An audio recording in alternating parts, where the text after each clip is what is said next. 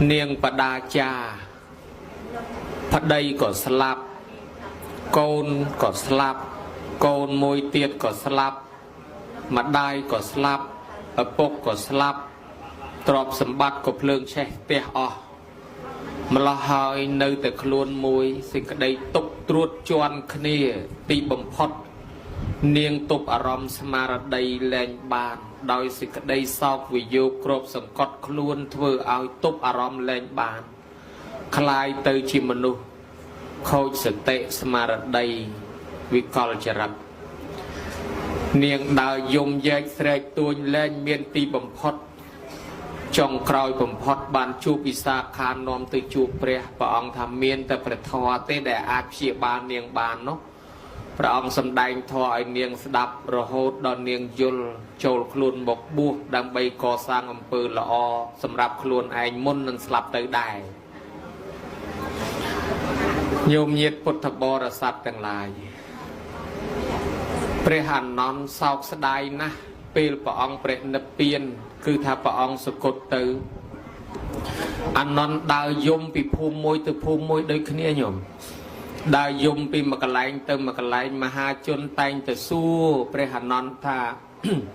ធ្លាប់តែឃើញអានន្ទឃើញពពុទ្ធចុះឥឡូវមិនក៏ឃើញតាអានន្ទបាត់ពពុទ្ធទៅឯណាអានន្ទយំទៀតហើយថាព្រះអង្គនិព្វានចោលយើងហើយញោមមកដាក់គឺគូតយំប្រជាជនយំតាមទាំងអស់គ្នាដល់ចុងក្រោយបំផុតទេវតាមកទូលមានព្រះអានន្ទវិញម្ដងទេវតាថាព្រះអានន្ទបកាយចេះធម៌អាច្រើនណាស់ដើរពន្យល់គេទេសនាណែនាំគេប៉ុន្តែដល់ទីបំផុតខ្លួនឯងជួបរឿងកំសត់យំដែរហើយក្រែងយើងដឹងហើយថាការយំនេះវាគ្រាន់តែជាការបង្ហាញពីសេចក្តីស្រឡាញ់សោកស្ដាយតាប៉ុន្តែគ្មានប្រយោជន៍ដល់អ្នកស្លាប់ទេដូច្នេះមានតែការធ្វើបុណ្យគុណកុសលតែប៉ុណ្ណោះបានព្រះអានន្ទលោកស្ងប់ចិត្តងាករេបែរមករកពធវិញអាជាតសត្រូវដែលមានវិបដិសារីធ្វើបាបប្របីដាខ្លួនឯងរហូតដល់ប្របីដាចូលទីវង្គតខ្លួនឯងសោកស្ដាយណាស់ដេកយំក្តៅក្រហាយគ្មានពេទ្យណាព្យាបាលបានវិយាករមករភ័តជាពេទ្យល្បីសម័យនោះនាំទៅជួបព្រះក្រោយពីជួបព្រះមានតែព្រះធម៌ទេទើបអាចផ្សះផ្សាសេចក្តីទុក្ខ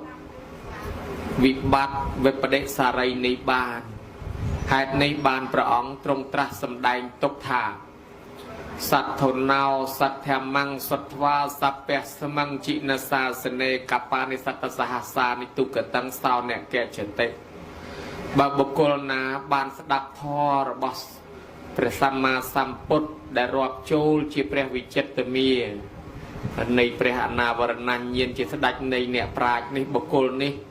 រមែងមិនទៅកាន់នរកប្រែតដេរិឆានអស់កាលដ៏យូរ